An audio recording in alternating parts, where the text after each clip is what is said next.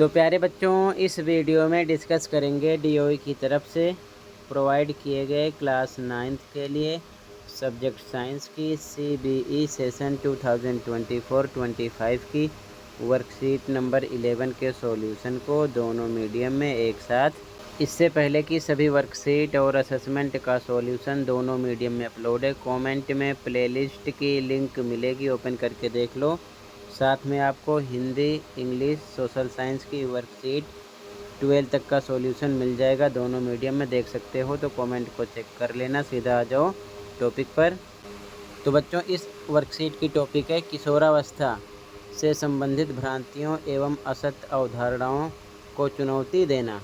अब सबसे पहले समझो किशोरावस्था क्या है। किशोरावस्था साधारण भाषा में 12 से लेकर 19 साल तक की अवस्था होती है, ठीक है, जिसमें शरीर के सभी अंग डेवलप करने लग जाते हैं, वो चाहे लड़कियों के हों या लड़कों के हों, ठीक है।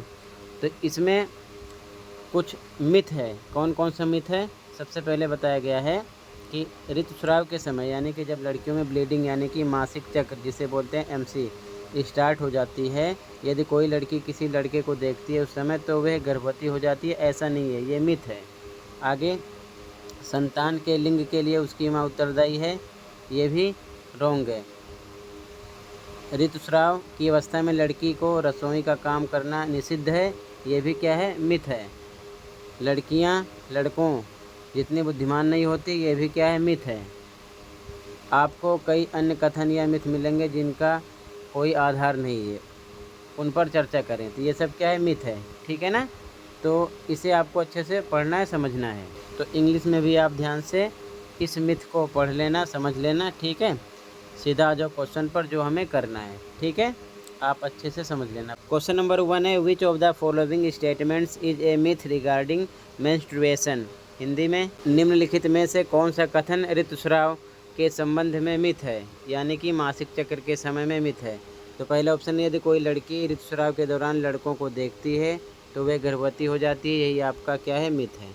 ऐसा नहीं होता, ठीक है। बाकी तीनों स्टेटमेंट सही हैं। आपका यहाँ पर ए ऑप्शन राइट हो जाएगा क्वेश्चन नंबर 1 में, ठीक है। तो यहाँ पर आपका ए ऑप्शन राइट हो जाएगा क्वेश्चन नंबर 1 में, ठीक है। क्वेश्चन नंबर 2 है, why is the statement the mother is responsible for the sex of her child considered a myth. Question 2, संतान के लिंग के लिए माँ उत्तरदायी है, यह कथन असत्य अवधारणा क्यों माना जाता है।